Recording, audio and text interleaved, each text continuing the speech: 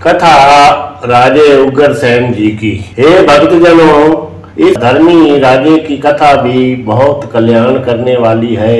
सभी प्राणी इस कथा को ध्यान से सुने।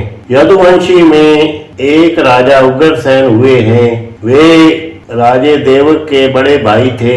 उसका राज्य मथुरापुरी में था। वे बहुत ही धर्मी राजा थे। इनका एक लड़का था जिसका नाम कंस था। उनके कोई लड़की नहीं थी, परंतु छोटे भाई देवक जी की 7 कन्याएं थी।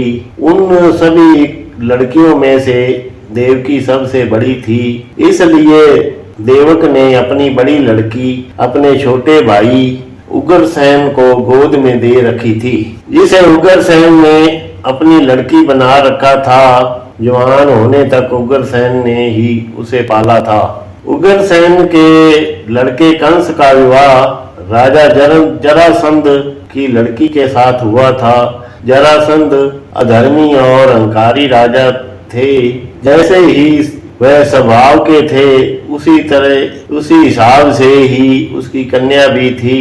उधर देवकी भी विवाह के योग्य हो गई थी। उस समय उग्रसेन ने अपने बड़े भाई देवक के साथ सलाह करके देवकी का विवाह वासुदेव के साथ कर दिया। कंस और देवकी बहन भाई थे। हे भक्तजनों, यह कथा भी मन के पर्दे खोलने वाली है। इस कथा को जरा ध्यान से सुने। जब देवकी का विवाह हुआ और डोली चलने लगी तो कंस आप ही उनके साथ गए। दोनों बहन भाई रास्ते में मीठी मीठी बातें करते जा रहे थे कि बादलों के बगैर ही आकाश में बिजली चमकी। उस बिजली का लिशकारा इतना तेज था कि सभी डोली के साथ चलने वाले यह देखकर डर गए कि पता नहीं यह क्या हो गया है। बिजली चमकने के बाद एक आकाशवाणी हुई, हे कंस, जिस बहन को आज तू खुशी खुशी डोली में बैठाकर उसके सौरे घर में भेज रहे हैं, उसके पेट से जो 8वां बच्चा पैदा होगा तुम उसके हाथों से मारे जाओगे। हे कंस, उसके हाथों तेरी मौत अटल है। जब कंस ने अपने कानों से इतनी आवाज सुनी तो उसका दिल धड़कने लगा। वह सोचने लगे कि इसके पेट से जो 8वां बच्चा पैदा होगा वह मुझे मार देगा। क्यों ना मैं इसे अभी ही मार दूं। उसने कृपाण म्यान से बाहर निकाल ली और देवकी को मारने के लिए तैयार हो गए। जो बहन अब से थोड़ी देर पहले कितनी प्यारी लग रही थी, अब वह उतनी ही बुरी लग रही थी।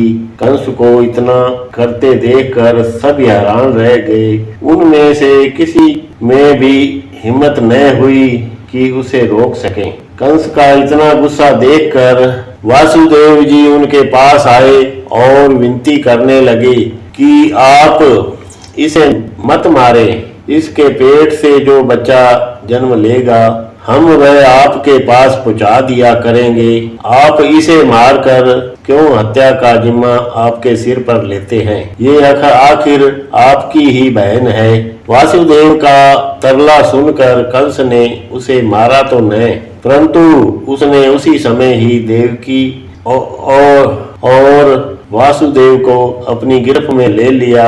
वह उन्हें वापस अपने महलों में ले आए और वहां बंदी खाने में बंद कर दिया और उन्हें कैदियों की तरह रखने लगे। हे भक्तजनों, उग्रसेन को जब इस बात का पता चला कि कंस ने अपनी बहन और वासुदेव को बंदी खाने में रखा हुआ है तो उसने इस बात का बुरा मनाया और उसे धमकाया कि तुमने वासुदेव और देवकी को बंदी खाने में बंद करके अच्छा नहीं किया है। कंस को उसके पिता के धमकाने का नतीजा यह निकला कि उससे कंस क्रोधवान हो गए। उसने अपने पिता को भी बंदी खाने में बंद कर दिया और राजगद्दी पर आप बैठ गए। कंस की कैद में रहकर देवकी के पेट से 7 बच्चे पैदा हुए। वे 7 बच्चे ही कंस ने मार दिए। उसके बाद 8वां पुत्र के रूप में श्री कृष्ण जी प्रकट हुए तो उस समय वासुदेव की जंजीरें और दरवाजे अपने आप ही खुल गए। उस समय उसे आकाशवाणी हुई कि हे वासुदेव, इस बालक को आप गोकुल में छोड़ आओ और वहां से नंद की लड़की लेकर आओ। उस समय वासुदेव ने बड़ी हिम्मत से काम लिया। वे रातों रात यमुना पार गोकुल में गए और जब वे जमुना पार करने लगे तो उस समय यमुना का वेग बहुत तेज था। वह बड़ी मुश्किल से ही यमुना पार गोकुल में गए और उसी समय नंद के घर लड़की पैदा हुई थी। कृष्ण को वहां छोड़कर और वहां से उसकी लड़की ले आए। जब वे मथुरा में आए तो सब कुछ वैसे ही हो गया जैसे पहले था। सुबह जब द्वारपालों ने देखा कि बच्चा पैदा हुआ है, उन्होंने जाकर कंस को बताया। जब कंस ने आकर देखा तो वह लड़की थी। वह लड़की ही उनसे लेकर चला गया। उसका इतना भी दिल न पिघला कि यह तो लड़की है, मुझे मारने वाला तो कोई लड़का है। जब वह उसे मारने लगे तो वह लड़की कोई मायाधारी थी। वह बिजली की तरह चमक मार कर आकाश में उड़ गई और आकाश में गड़गड़ की आवाज आई। कंस उसे देखते ही रह गए। ऊपर जाकर उस लड़की ने अपनी योग माया से हंसकर कहा, हे मूर्ख कंस, जिस बालक ने तुझे मारना है वह इस धरती पर आ गया है। वह बालक इस समय गोकुल में पल रहा है। तू उन्हें नहीं मार सकता, परंतु वह तुम्हें जरूर मारेगा। इतना कहकर वह शक्ति अलोप हो गई।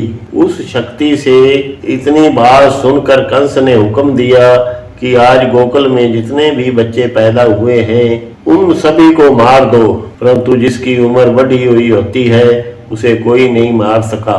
वह ग्वालों के बच्चों के साथ खेलकर बड़े हो गए।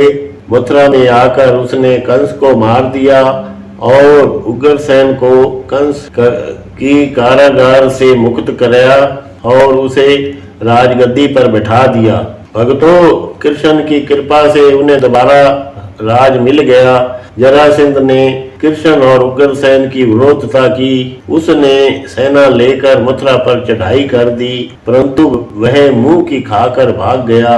कई वर्षों तक राज करने के बाद जब उग्रसेन परलोक गमन कर गए, इसके बाद मथुरा के राजा श्री कृष्ण जी बने। वाहिगुरु।